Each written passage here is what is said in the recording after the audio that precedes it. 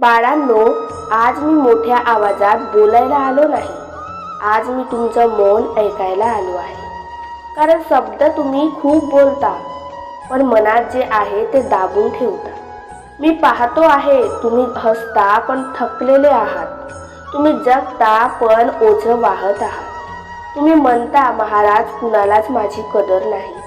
पण मी विचारतो, तुम्ही स्वतःची कदर करता का? बाळांनो, आजचा माणूस सगळ्यांसाठी जगतो, पण स्वतःसाठी विसरतो. लोक काय म्हणतील याचा विचार करतो, स्वतःचं आयुष्य मागे टाकतो आणि मग एक दिवस थकून म्हणतो, माझ्यासाठी कुणीच नाही. मी एक गोष्ट स्पष्ट सांगतो, तुम्ही सगळ्यांना खुश करू शकत नाही आणि तसं करण्याच्या नादात स्वतःला दुखावू नका. स्वतःशी प्रामाणिक राहणं हीच खरी भक्ती आहे. मी पाहतो आहे, नात्यामध्ये अपेक्षा वाढताना आणि सहनशीलता कमी होताना थोडा वेळ नाही दिला की लगेच गैरसमज. लक्षात ठेवा बाळांनो, नाती टिकवायला शब्द कमी आणि समज जास्त लागते. तुम्ही मला विचारता, महाराज मी चुकतो का? मी म्हणतो, चूक करणं पाप नाही, पण ती मान्य न करणं आणि बदल न करणं हेच खरं पाप आहे. मी पाहतो आहे, तरुणाई घाईत सगळंच लगेच हवं आहे. यश, पैसा, ओळख, पण संयम नाही.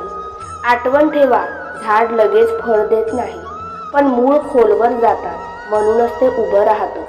बाळांनो, तुमचं आयुष्य म्हणजे स्पर्धा नाही, ती एक प्रवास आहे. इतरांशी तुलना करत करत तुमचा आनंद हरवू नका. तुमचा मार्ग वेगळा आहे, तुमचा वेळही वेगळा आहे. मी कधीच म्हणत नाही की अडचणी येणार नाही, पण मी एवढं नक्की सांगतो, तुम्ही एकटे नाही.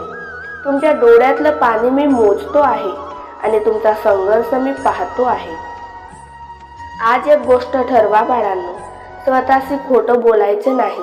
जे दुखतं ते मान्य करायचं, जे चुकीचं आहे ते सोडायचं आणि जे योग्य आहे ते कितीही कठीण असलं तरी धरून ठेवायचं. मी स्वामी समर्थ आहे. मी चमत्कार करतो, पण मनापासून प्रयत्न करणाऱ्यासाठी मी साथ देतो. पण स्वतःला हरवून बसलेल्या आधी स्वतःला शोधायला सांगतो. शेवटी एवढंच लक्षात ठेवा, तुमचं मन शांत असेल तर कोणताही वाद मोठा वाटत नाही आणि मन अशांत असेल तर सगळं असूनही काहीच पुरेसं वाटत नाही. जपा स्वतःला बाळांनो, कारण तुम्ही ठीक असाल तरच तुमचं जग ठीक राहील. मी आहेच, पण स्वतःसाठी उभं राहणं हे तुम्हालाच करायचं आहे.